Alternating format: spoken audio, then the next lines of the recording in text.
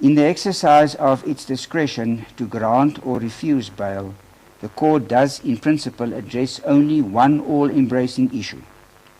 Will the interest of justice be prejudiced if the accused is granted bail?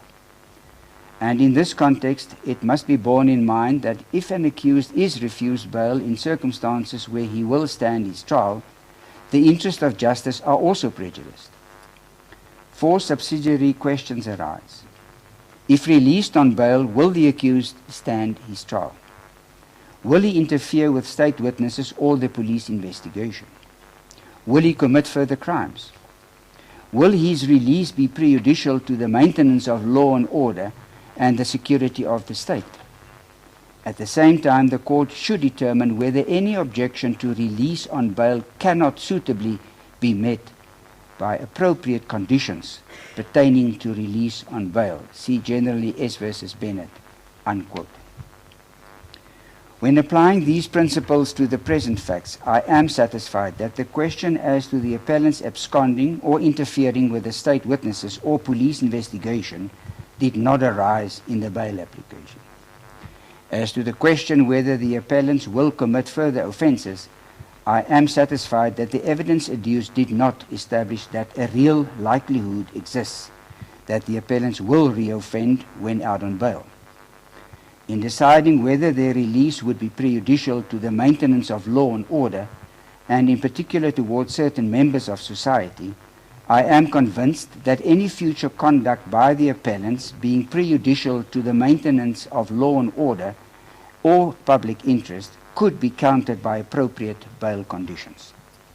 It is my considered view that the interest of the administration of justice does not require the continued detention of the appellants pending the finalization of their case. The Court Akwo's decision when refusing bail in this matter is accordingly found to be wrong and falls to be set aside.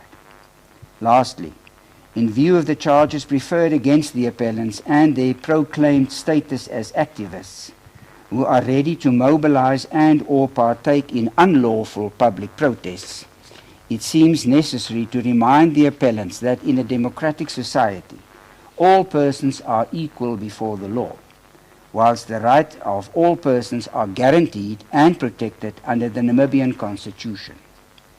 In a democratic state as ours, the executive authorities oversee and uphold the rule of law, and it is not for individuals to take the law into their own hands.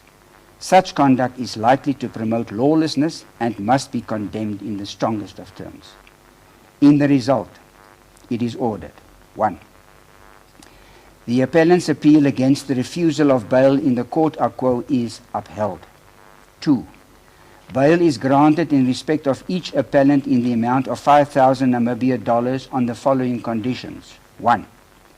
The appellants shall not mobilize or involve themselves in any unlawful public gathering.